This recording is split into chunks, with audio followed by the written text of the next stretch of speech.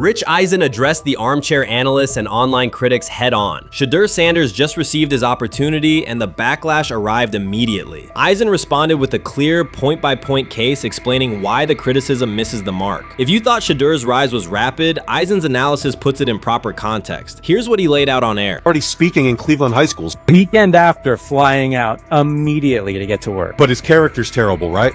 You know, and listen, oh, he interviewed bad, you know.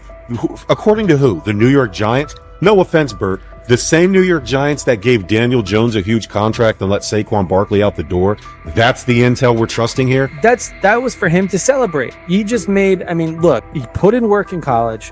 He had the privilege of being coached by his father.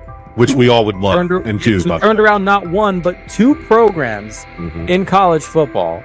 And then literally for any athlete, being drafted at the highest level is a success story in itself. Rich Eisen delivered a direct response to the critics. He addressed the online claims reducing Shedeur Sanders to Deion Sanders' son instead of evaluating him as a quarterback on merit. Eisen challenged those assumptions and refocused the discussion on performance, preparation, and opportunity. Say Kenny Pickett had strained his hamstring.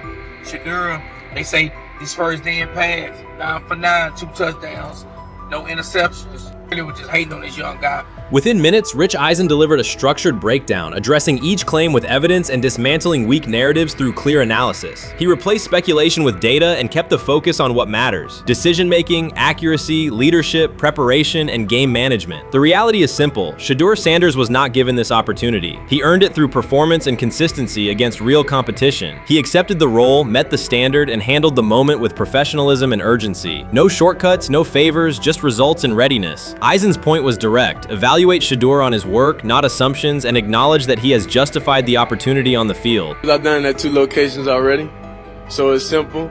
So that's why when people say I'm not, you know, one of the top quarterbacks or the top quarterback, is what are y'all going based off of? Because I did it year after year after year, and you see the progression.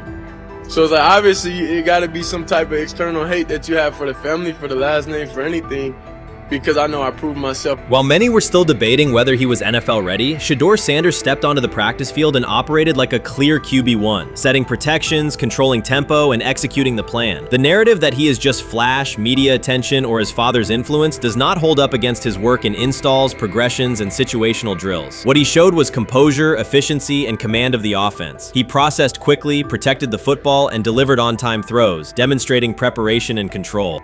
I'm a firm believer. If I wanted Shedeur Sanders at 2, at worst at 33, of course I already think that he's better than other quarterbacks. Because that's the type of talent, that's where I would have picked him at.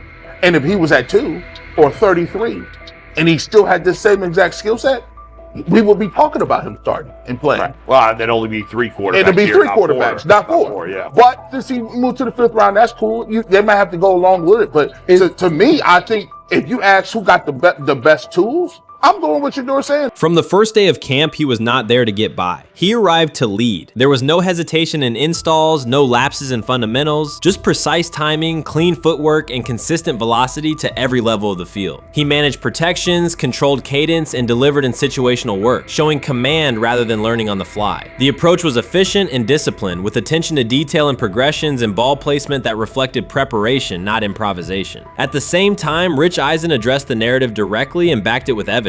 He laid out clips, context, and performance markers to cut through speculation. Eisen emphasized that Shedeur Sanders did not step into this moment because of publicity. He built toward it through sustained work, resilience, and results. The background, media readiness, high football IQ, and a professional approach was developed over years, not days, and it translated to immediate operational control of the offense. The resistance came from familiar places. Some in the traditional guard still framed mobile quarterbacks as limited and expected the nepotism label to define him. That view did not hold up against what was on the field: composure under pressure, secure decision-making, accurate throws into tight windows, and consistent execution in red zone and 2-minute sequences. Eisen's point was clear: evaluate Shedeur Sanders on performance and readiness. The evidence shows he earned the opportunity and is meeting the standard with accountability and consistency. Yeah, teams didn't draft him because they didn't think he was first-round talent. And the quote we played and that's on the screen, I think is flatly wrong. We all know this shouldn't have happened. Yes, it should have. It should have happened because this wasn't. Now, again, teams can be wrong. The league as a whole can be wrong. Hell, the Baltimore Ravens drafted a 25-year-old tight end before they drafted Lamar Jackson in the same draft. The die is not cast on who Shedeur Sanders. He stated it plainly. This is not a celebrity appearance. This is a quarterback with pocket presence, leadership, and decision-making that stands on its own. You either show it or you settle into a backup role. Shedeur Sanders is not auditioning. He is establishing himself as the starter. When the opportunity arrived, whether through injury, trade, or depth chart changes, Shedeur was prepared and delivered. He did not hesitate. He executed the offense and finished drives. As others tried to catch up to what they were seeing, Rich Eisen reinforced the same message he has been repeating: evaluate the work. Camp reports have been consistently positive, but the important shift is how the performance is being received. Casual attendees who came to observe left talking about Shedeur's command and poise. Detailed observers focused on his pre-snap reads, protection checks, and audibles, highlighting the mechanics, timing, and ball placement that support efficient, controlled play. This is exactly what he says. I'm told the footage of Shedeur Sanders meeting with the Giants is so bad that both the Browns and the Sanders family have threatened legal action if it is published. The New York Giants have released audio from their draft interview with Shedeur Sanders, and the disclosure has drawn intense public reaction. Fans want to know whether Sanders made critical remarks and why the Giants shared material that should have remained confidential. The situation revolves around an open microphone, contentious comments, and the broader implications of the leak. The New York Giants published a brief, edited segment from their interview with Shedeur Sanders and withheld the remaining footage. Observers are debating whether this was a strategic public relations decision or an attempt to discredit him. The team has offered no additional explanation, and many fans view the limited release as inadequate and potentially misleading. They are demanding full transparency and accusing the organization of orchestrating a negative narrative. While criticism of Sanders is vocal, his supporters are responding with equal intensity. There was another team that he sat down with. What do you mean it didn't go well after that? So, he was pissed that they did that to him. They did that to him. He counter-confronted the them. same thing they do to every other quarterback prospect. They did that to him. They slide in a mistake to see if you catch it. Right.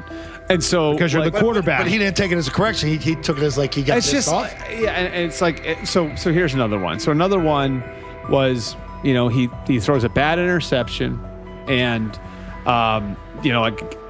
it was a deep throw early in the game, and he comes back and they go in the meeting, they show the interception. The Giants have released only a brief excerpt of the interview and are refusing to share the rest. Their decision has drawn criticism across TikTok, X, and Facebook, where many see it as a poorly handled public relations move. Fans are calling for the full recording to be published so the situation can be judged in its entirety. The GM is on film that the son, they asked the son last draft, yo, who you think I should pick? His son like, yo, you need to get the Jaden Daniels, big. This is what his son, it's on tape. You should go Jaden Daniels. He laughing at his son. And all right, cool, get Jaden Daniels. I don't even know how that tape got out. I wouldn't have let the shit get out. Shedeur Sanders appears unfazed by the situation. Although the Giants suggested he was more hype than substance, their handling of the interview has instead elevated his visibility. Analysts across major sports outlets are now discussing him more than before, keeping his name prominent in the news cycle. New York Giants, where these tapes at? You hear me? Because if Shedeur Sanders was so unprofessional, y'all would have leaked the tapes for the whole world could see, right? Cause understand, it's a lot of he say, she say. But one thing I do know, as a young black man growing up in this world, being straightforward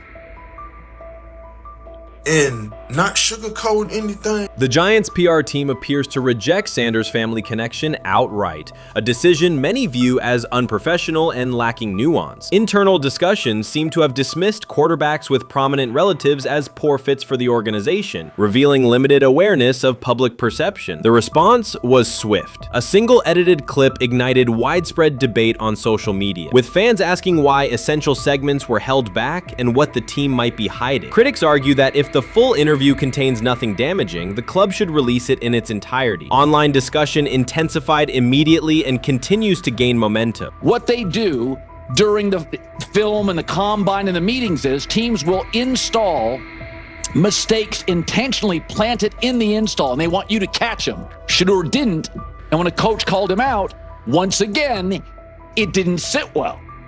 It's like, bro, there's not many teams needing quarterbacks, especially since Pittsburgh appears to have a deal with Aaron Rodgers and Tennessee's getting Kale Moore. The Giants' decision to withhold the full interview has produced an unintended result. Instead of diminishing interest in Shedeur Sanders, it has intensified it. Media outlets and analysts are now examining every on-field rep, press comment, and public appearance as evidence of how he conducts himself under scrutiny. Each throw, adjustment, and answer is tracked and evaluated against league standards, reinforcing the view that he remains composed and professional. Many fans contend that the organization has misrepresented Sanders and suggest the issue may stem from the Giants' view of his father, Deion Sanders. They see the partial release as an attempt to raise doubts about his character by association. That perception has only made his profile more compelling. The discussion has shifted from whether he deserves a high draft position to how effectively he withstands sustained pressure. Sanders is now regarded not just as a talented prospect, but as a symbol of resilience, central to debates about transparency and organizational strategy. Even if the Giants eventually provide more context, the visibility they have created for him is unlikely to fade. The most fun yet the most difficult thing I cover and we cover all year long is not games, it's the NFL draft. Because I've said this many times, you get lied to for a month to 2 months up to it. And so often during the draft, and every few drafts, there's a guy that really falls, precipitously falls. This year it was Shedeur Sanders, it's been Aaron Rodgers, it's been Dan Marino. Every few years somebody falls a lot. And so, but those stories don't come out until like the fall. Criticism of Shedeur Sanders from within the Giants organization has become increasingly public. Team communications appear focused on casting him as an overhyped prospect, whose character should be questioned.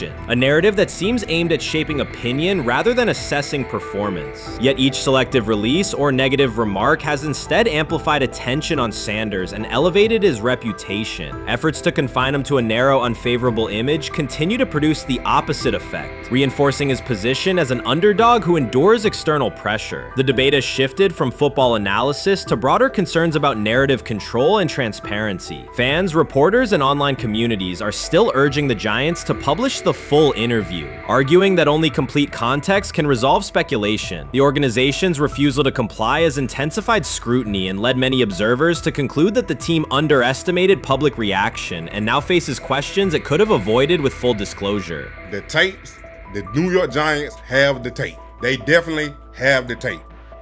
It's confirmation that they have the tape. Shedeur didn't do nothing. It's what they saying he did.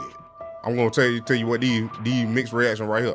So we already know about the New York Giants, but the Pittsburgh Steelers head coach Mike Tomlin reported Miles Sanders' talent, but hesitated to draft him due to previous challenges with quarterbacks like Russell Wilson and Justin Fields, leading to more cautious approach. Las Vegas Raiders. Sanders met with Raiders at the NFL scouting combine and expressed enthusiasm about potentially joining the team. His familiarity with the West Coast offense and quick release was noted positive, though concerns about his ceiling. Hours after the Giants posted that short audio clip, the timeline never slowed. Comment threads filled with frame-by-frame breakdowns, lip-read attempts, and side-by-side comparisons of what was said versus what was left out. Reporters called league contacts. No one could explain why a franchise would stir this level of curiosity only to seal the vault. Each refusal sharpened focus on Shedeur Sanders, turning routine throws into national talking points. Analysts kept circling back to the same note. His cadence at the line looks unchanged, steady against the noise. Hashtags demanding the full interview, trend drop, and trend again. Podcast hosts bump scheduled segments to lead with the leak. Rival teams get asked how they would handle a similar situation, then quietly check their own archives. Inside Giants headquarters, the plan to shape the story looks less like strategy and more like a slow burn spotlight they can't switch off. And now every preseason snap, every media availability, every stray sideline camera angle gets fed into a loop that asks, what are they still hiding? The file remains locked. Curiosity keeps compounding. Until someone presses upload or steps to a podium and explains the redactions, the subject drifts away from depth charts and play design, fixing instead on secrecy, control, and the risk of underestimating how fast attention turns pressure into permanence. Momentum isn't fading, it keeps recalibrating. louder, impossible to mute. Sometime last week, and then and I just tweeted that out again this morning, and then today the Joe Flacco one got posted. So running through this, and then of course we'll still have Dylan will be next, and then Shedeur will come last. As training camp nears, Mary Kay Cabot is providing straightforward analysis of the Cleveland Browns quarterback competition. The starter has not been named, but she has moved away from her earlier skepticism of Shedeur Sanders and now acknowledges his talent and potential. Cabot explained that if Joe Flacco is chosen to start week 1, it will mean he is the most prepared to play immediately. This approach would also give younger quarterbacks such as Kenny Pickett time to adjust, refine their skills, and maximize their potential while Flacco handles the early workload. She added that a Flacco start would not prevent Sanders from earning the position later in the season. The depth chart remains flexible, and Sanders' continued development could put him in line for an opportunity as circumstances evolve. Cabot also noted that Pickett could win the job for week 1, but he must demonstrate he can integrate smoothly with the offense and perform reliably under pressure. The Browns want a leader who can control the huddle, execute plays efficiently, and maintain composure. Pickett's performances in upcoming practices and preseason games will be critical in determining whether he secures the starting role or Sanders ultimately takes the reins as the season progresses. Things like that. It doesn't mean that that Kenny can't swoop in there and steal that job by them, but he's really going to have to show that he has a complete mastery of this scheme and this system, and that they don't have to dial it back a lot to put him in there. So these will be some considerations, and I do think that that as the preseason goes along, it will become evident.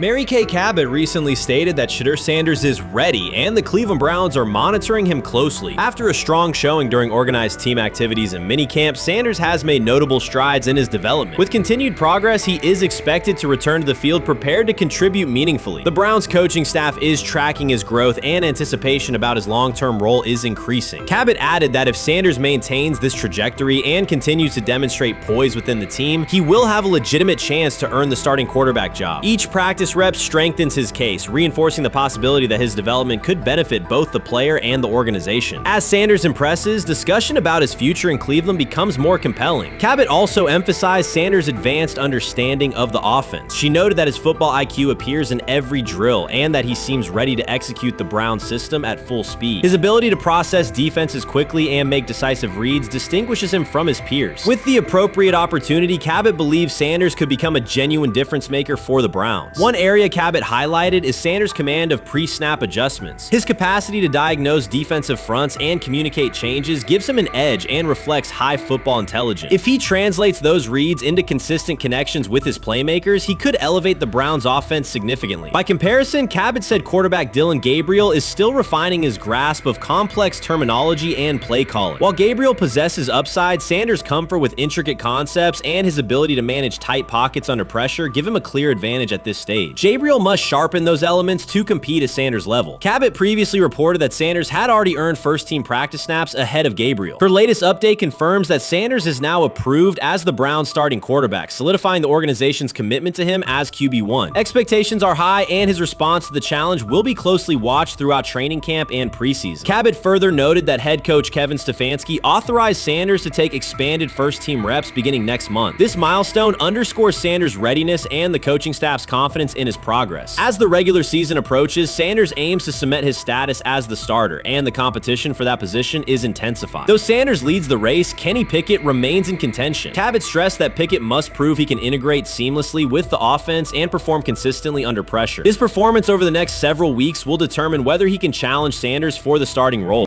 With both quarterbacks vying for the top spot, the Browns' Week 1 starter will be one of the most scrutinized decisions of the upcoming season. For now, Cabot's reporting underscores Sanders' rapid ascent, strong football intellect, and growing command of the offense, qualities that position him well to lead Cleveland's offense when the opportunity arrives. So before your final year at Miami, there's a lot of conversations revolved around Shedeur Sanders. Obviously, I'm assuming you guys have a great relationship. Some of the clips you've seen and stuff like that. What is it like for you to have like this rivalry with Shedeur? I don't have a rivalry with him. That's my boy. So at the end of the day, this whole process, we thought me and him were going to be 1 and 2 the whole time. Whether he's 1 I'm 2, whether I'm 1, he's 2. And so that's just always been, our mindset. It didn't go that way. I thought he was one of the better quarterbacks in the draft as well, even throughout college. A lot of stuff out there on him ain't really, the truth, just because they spin it different ways. Like they spin stuff about me different ways. But I mean, when he gets his chance, become a starter, I know he's gonna make the most of it. And I'm ready to get back to work with him, after the season, talk some more stuff to him. Cam Ward directly challenged the uneven standards applied to Shedeur Sanders, calling them inconsistent and unfair. By insisting that performance, not politics, guide evaluation, he shifted the discussion from one player to a league-wide problem. Sanders' treatment now serves as a test of how the NFL supports and evaluates emerging quarterbacks. I feel a special relationship with him, especially me. First getting to know him 5 years ago when I started working with him. But it did surprise me because he's a good quarterback. It doesn't get a lot of credit that he deserves. Especially the plays that he made in Colorado. A lot of quarterbacks in the country are making those plays. So when he gets this opportunity, I'm pretty sure he'll have it soon today. He'll make sure he'll make plays on the field. Cam Ward's public challenge to the treatment of Shedeur Sanders brought the issue into clear view. For months, discussion around Sanders has centered on his profile, major compensation, a prominent Nike deal, and the expectation to stabilize a struggling franchise. Rather than a standard evaluation of a top prospect, he has faced sustained skepticism from analysts, fans, and league voices. Ward's comments underscored that the standards being applied to Sanders diverge from those used with other rookies. By stating it directly, he did more than support another quarterback. He identified a broader problem in how the league responds to young players with significant visibility. The takeaway is direct. Assessments should reflect on-field performance and development, not external narratives. A generational talent. I'm gonna prove him right. I'm gonna prove him right. Don't worry. Oh my God. An article came out today. I'm generational. So I guess it's article versus article. I like that you think that, man. But we all know the truth. What? Trav gonna be first? You generational, I'm legendary. That's cool. We can be legendary. Legendary, get their ass. We'll start going in like 5 minutes. Shedeur Sanders entered the league with more than a playbook. He brought a public brand, a family legacy, and expectations unusual for a first-year quarterback. Before his first regular season throw, he was already positioned at the center of attention. Rather than assess him on that reality and his on-field ability, many voices reduced him to marketing, treating visibility as proof of hype instead of performance. Cam Ward pushed back on that framing. His point was simple: judge Sanders by the same criteria applied to other rookies. With Sanders' resume, production, leadership, and composure, most first-year quarterbacks would be discussed as long-term cornerstones. The evaluation should be consistent, focused on development and results, not perception. This is the process with Shedeur, who I know is a buddy of yours, and how do you think both of you guys will end up doing it? I think we'll both end up being one of the best quarterbacks in the league. I just think the work that me and him are willing to put in, the relationship we have to constantly compete each and every day, to better our craft, for ourselves. I just think it's gonna end up paying off for us in the long run. Do you guys kid each other about who's going first and how much does that matter to you? Yeah, we play around, we joke around with it. Really don't mean nothing. The draft pick will never mean anything. At the end of the day, you got to show whether you can prove each and every Sunday. You can't just do it 1 year. Disrespect shows up in two patterns. First, Shedeur Sanders is repeatedly framed through his father, Deion Sanders, as if lineage erases his own work. Discussion drifts to pedigree instead of what the film shows. Second, his visibility is treated with suspicion. His audience reach, partnerships, and ability to lift ratings are labeled hype rather than recognized as value. Instead of acknowledging that he drives demand and expands the stage for his team, critics call it an unfair edge. The result is a skewed evaluation. Star power is held against him while on-field production gets pushed aside. The standard should be consistent. Assess the tape and the development, not the last name or the attention it brings. Well, Ward were microfacts. Cam Ward's remarks went beyond defending Shedeur Sanders. They confronted how the league manages star power. The reality is simple. The NFL markets visibility, but resists it when a player doesn't follow the expected script. Rookies are supposed to be quiet, deferential, and grateful for limited leverage. Sanders arrived with leverage, brand reach, major endorsements, and confidence. And that presence was recast as entitlement. Instead of treating those factors as earned advantages, is, much of the commentary used them to diminish him. Ward called out that contradiction. The same influence the league sells to audiences is criticized when a young player exercises it. His point is a standards problem, not a personality dispute. Evaluate Sanders on his preparation, leadership, and results. Don't penalize him for having a platform or for using the leverage that the modern NFL itself helps create. Now it sounds like the Cleveland Browns are going to all but imprison Shedeur Sanders in the football sense of a very talented rookie quarterback who obviously needs reps, needs an opportunity, and who now, barring some miraculous luck, will not get the opportunity to play in a single real game. I'm sure many around the NFL are celebrating as we speak. They are chuckling about this. Many in the NFL wanted to teach Shedeur and his daddy. Cleveland became the center of the conversation. With Shedeur Sanders attached to a major Nike partnership, the expectation was straightforward. He should be given real game reps. The Browns instead leaned on Joe Flacco as the default choice, treating stability as the safer path while sidelining a quarterback with clear cultural and commercial pull. Each week Sanders didn't see the field, scrutiny grew. Commentary questioned the value of his contract environment and relevance, and fan debate shifted from development to doubt. That wasn't measured evaluation. It was a delay framed as prudence that eroded confidence in the process. Cam Ward reset the terms of the debate. He pointed to an uneven standard. When veterans or other young players secure significant endorsements, it's considered smart business. When Sanders does it at scale, it's recast as ego or hype. Even the scope of his off-field agreements became ammunition against him rather than evidence of market demand. Ward's position is simple. Use one standard. Assess Sanders on preparation, decision-making, and progression, not on discomfort with his platform. Treat visibility as an asset, not a disqualifier. The issue isn't attitude or branding, it's the consistency of the evaluation. Ward called it directly. The treatment has been unequal, and it should be corrected by aligning opportunity with performance criteria. Fans need to recognize there's not a team in the league he'd start for. Not one. That's not ridiculous, that's not unfair, that's not a vast conspiracy. Shedeur Sanders fans are Angel Reese fans. They're just fair weather fans who don't really give a fuck about the sport. Most of them are just Dion fucking groupies that followed him when he went to fucking Colorado, just like Angel Reese's fans had never watched basketball prior to her playing at LSU, and they followed her to the WNBA and don't know shit about the sport.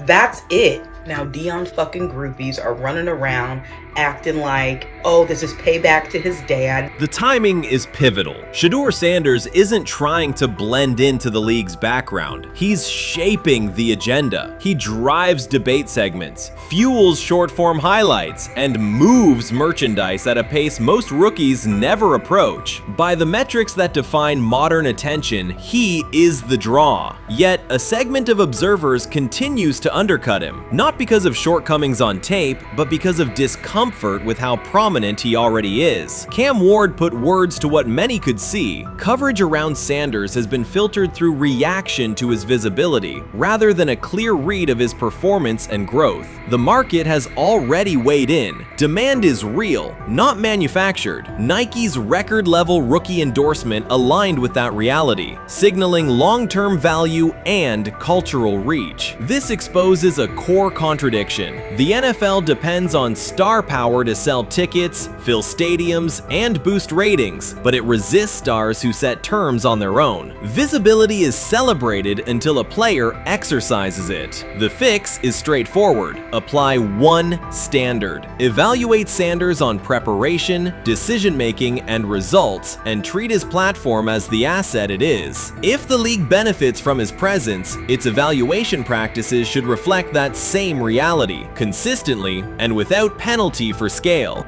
Shedeur Sanders does not depend on league promotion. He established his platform before the NFL and continues to expand it on his own terms. That autonomy challenges the status quo. Cam Ward's support was more than a defense of a teammate. It was a warning that if the league holds to outdated expectations, it risks falling behind the very players who drive audience attention and revenue. Claims that Sanders lacks real popularity ignore measurable facts. A large, active following, consistent merchandise demand, and sustained coverage across major outlets. Doubts about his standing as a quarterback overlook his college production and growth indicators. The pattern is familiar. Efforts to minimize him increase his reach. Each skeptical headline widens the spotlight, and each dismissive take creates more engagement. You cannot reduce a player built for visibility by arguing he should be less visible. The practical outcome is the opposite. Scrutiny becomes signal. Sanders is not merely enduring criticism, he is turning it into momentum, converting attention into leverage on and off the field.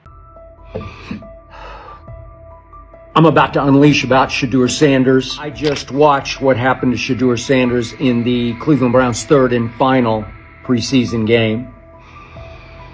And I'm outraged, I'm sickened, and I'm saddened.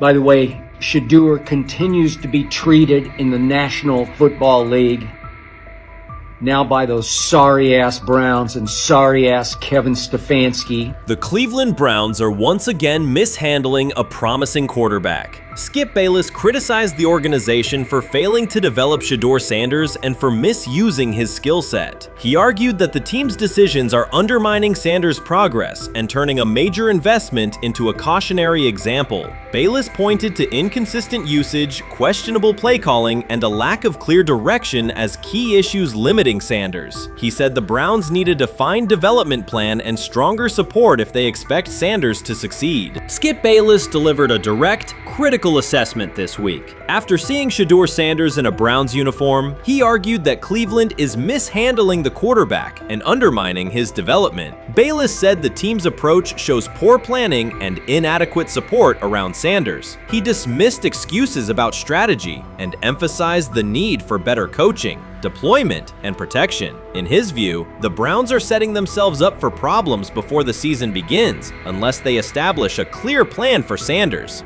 Given the team's recent decisions, his reaction is understandable. Cleveland has a history of inconsistent quarterback development. Shedeur Sanders is a premium prospect, the son of a Hall of Famer, a proven college performer, and a widely recognized figure. The organization should prioritize his reps, protection, and a clear development plan, not place him behind Dillon Gabriel as if he were a secondary option. But I'm going to answer this question by saying Shedeur Sanders, and I'm going to tell you why.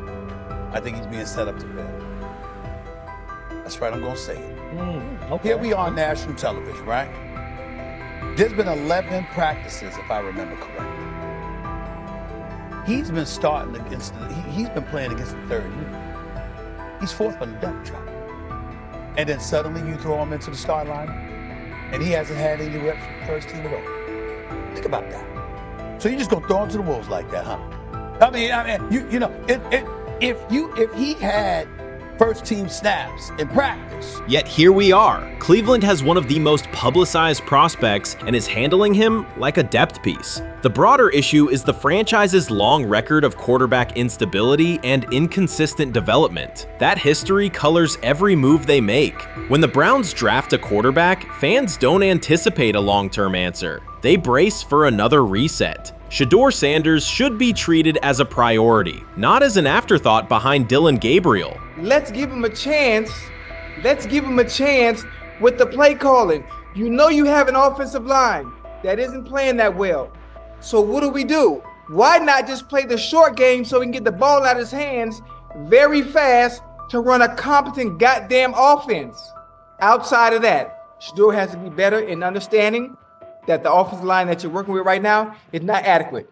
Why not allow the players that are competing for a job, in this instance, Shedeur Sanders, to finish off the 2-minute drill? When Browns fans see another quarterback selected, they brace for another setback. The franchise's recent history, from Johnny Manziel's failed stint to the rocky handling of Baker Mayfield, reflects inconsistent development and short-term decision-making. Against that backdrop, Skip Bayless's reaction to Shedeur Sanders on Cleveland's roster was blunt. He argued the team is already mishandling a premium prospect by treating him as a secondary option instead of a centerpiece for the future. Bayless's position is straightforward. Sanders is not just a name, he brings proven college production, leadership traits, and significant visibility that can strengthen both the offense and the organization's broader profile. Burying him on the depth chart behind Dillon Gabriel signals a lack of a clear development plan and wastes early momentum. Instead, Bayless contends, Cleveland should establish a defined pathway.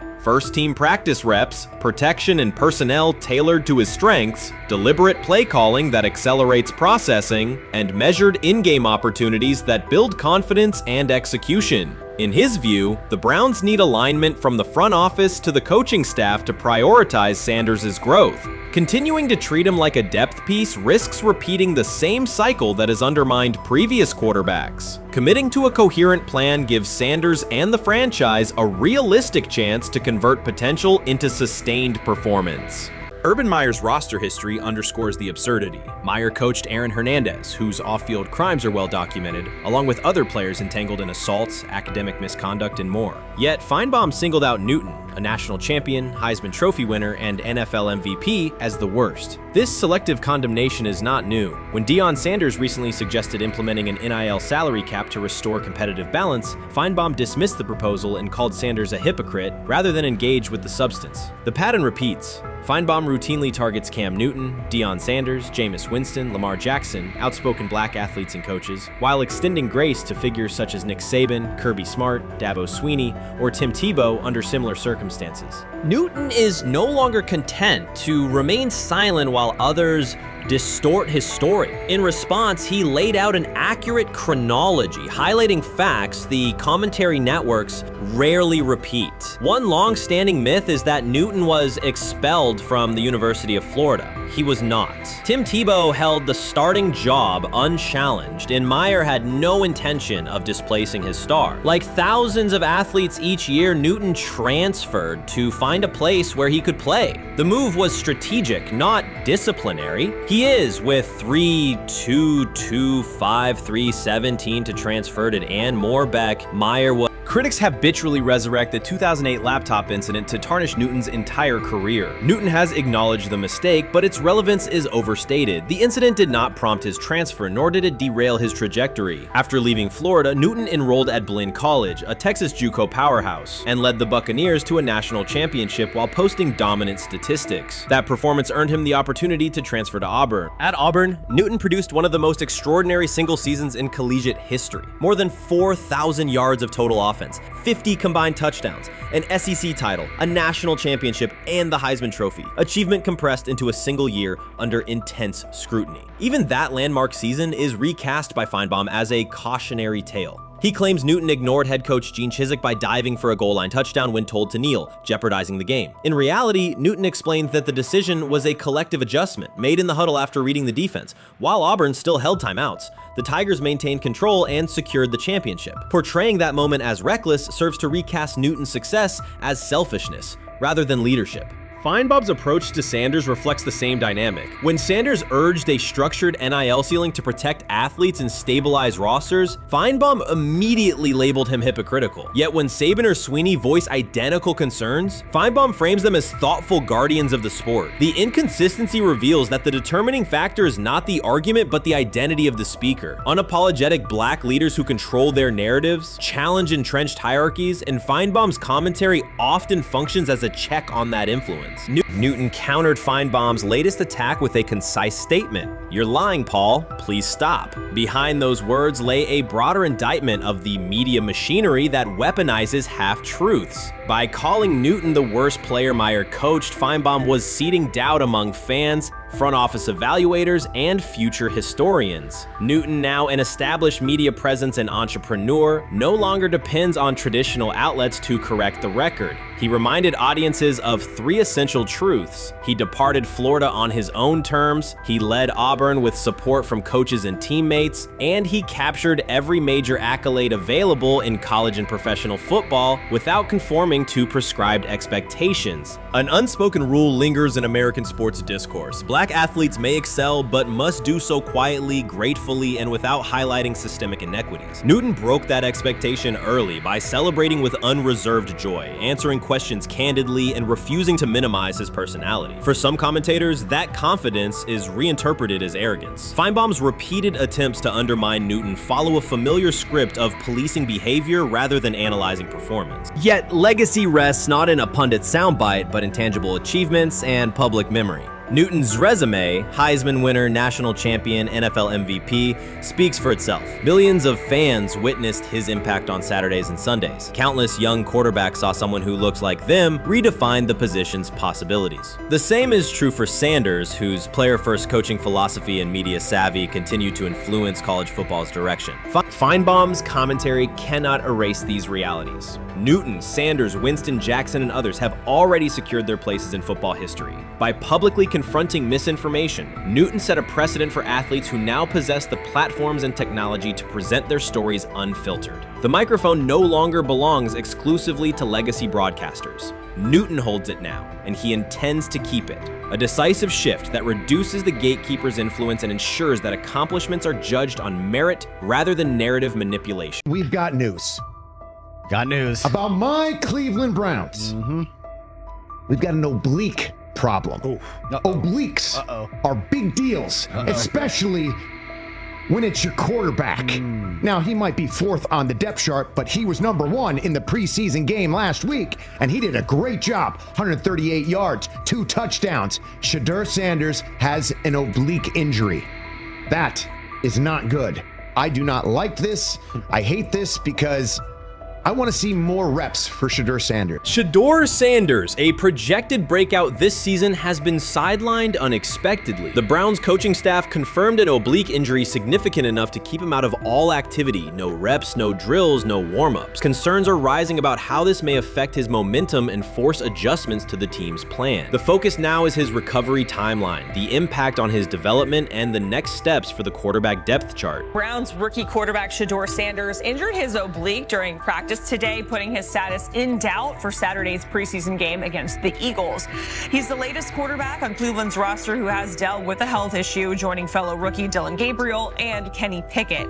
Sanders, who is trying to fight his way up the Browns' depth chart, started the preseason opener last week and threw to practice. So how concerning is this for Shedeur as he is trying to, again, make his way up the depth chart, be QB2, potentially QB1 in the future? Dillon Gabriel taking Shedeur Sanders' QB1 spot after Sanders suffers an oblique injury is more than a roster change. It signals the staff is choosing urgency over efficiency. You do not replace a quarterback operating near a 70% completion rate with one coming off a 32% outing unless the decision is driven by desperation or poor evaluation. That is not strategy, it is avoidable loss of production. The impact on accuracy, timing, and drive sustainability is clear, and the difference is apparent to anyone watching. Well, here's what we know. I mean, after practice, Kevin Stefanski, the head coach of the Cleveland Browns, was not available to the media, but I did talk to him on the field as the players were coming off, and he told me that Shedeur Sanders complained of oblique soreness during the warm-ups this morning. Shedeur Sanders' absence isn't just a gap in the lineup, it's a setback for the entire offense. He thrives under pressure and makes throws others won't attempt. When he's healthy, every pass has intent, every drive has rhythm, and opposing defenses know they're in for a long day. Replace him with Dillon Gabriel and the defense senses an opening. Corners press tighter, safeties cheat down, and linebackers blitz more aggressively because they don't expect the same timing, velocity, or accuracy. Yes. I mean, yeah, I'm a fan.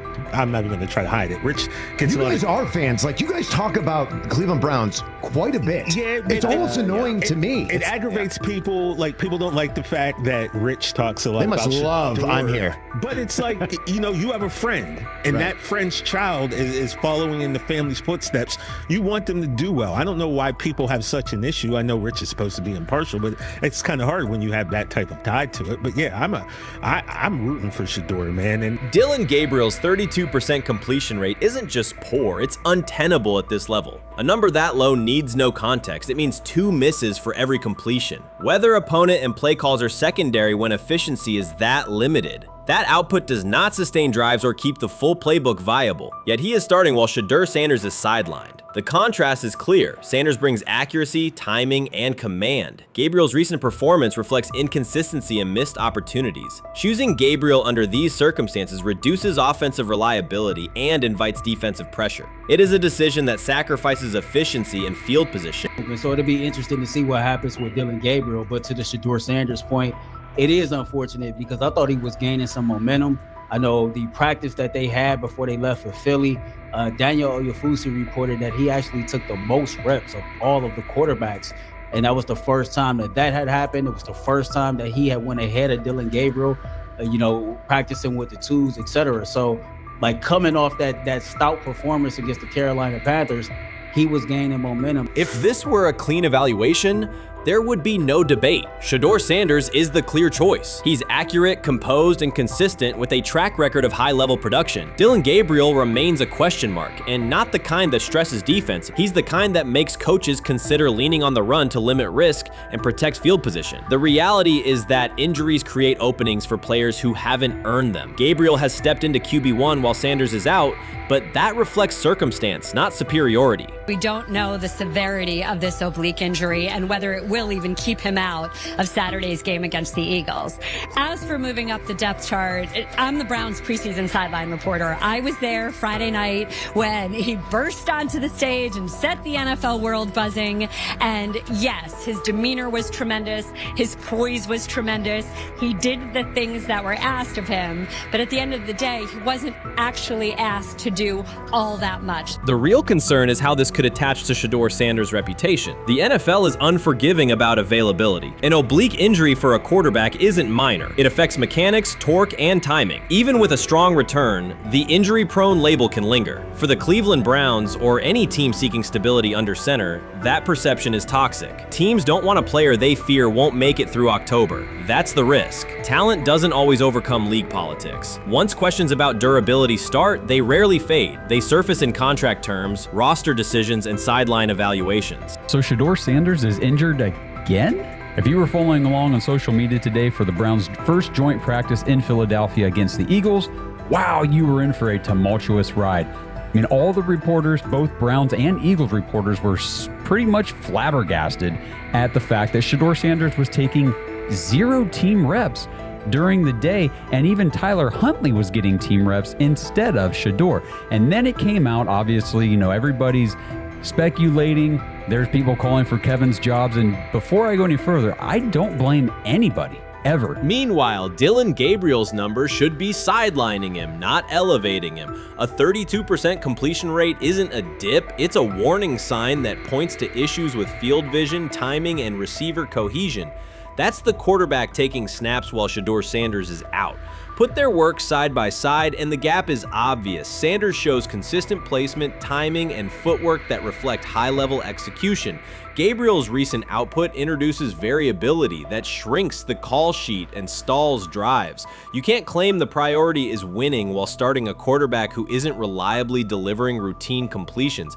Fans recognize it, receivers lose confidence and tempo when targets are off, the offensive line's urgency fades when protection doesn't translate into productive throws, team belief in the quarterback is fragile, and once it erodes, a season can come apart quickly.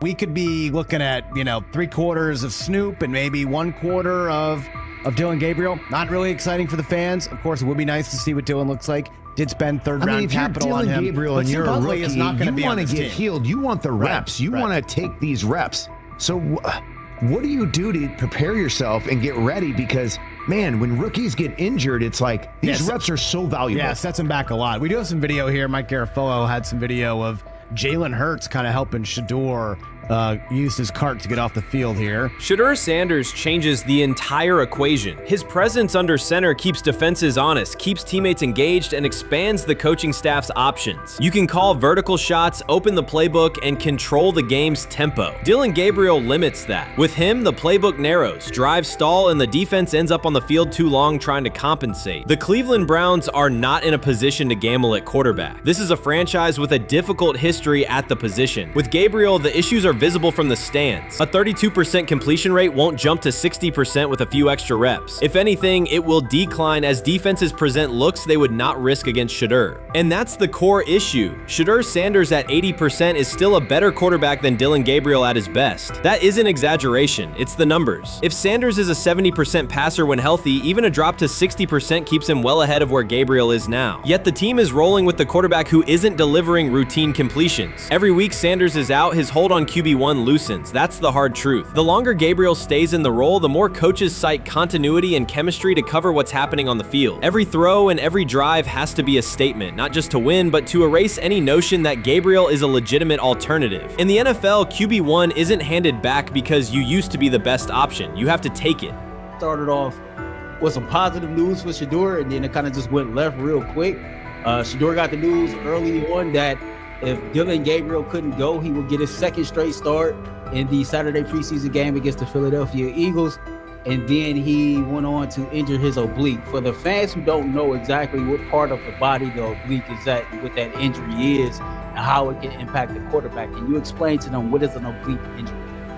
It's like up in this area, right? Well, you can't see me, but like right up in here, you know, when you go to throw, like obviously that's all that. So the truth is straightforward. The Cleveland Browns, or any team in this situation, aren't going anywhere meaningful with Dillon Gabriel under center. You can frame it as progress and point to selective highlights, but reality will level it out, and by then the season is already slipping. Shedeur Sanders is the difference between a team with a path forward and the team playing out the schedule. He reads coverages, delivers on-time throws, and forces defenses to respect every level of the field. Gabriel turns the offense into guesswork. The NFL is built on results, and the results are clear. Gabriel's 32% completion rate functions as a warning sign. It doesn't need context, a clinic, or a film session to explain. It signals inefficiency that stalls drives and compresses the playbook. Yet he has been handed the role Shedeur established through precision, composure, and production. That decision undercuts the stated goal of winning. With Sanders, the offense retains structure, rhythm, and threat. With Gabriel, it narrows and exposes the defense to longer stretches on the field.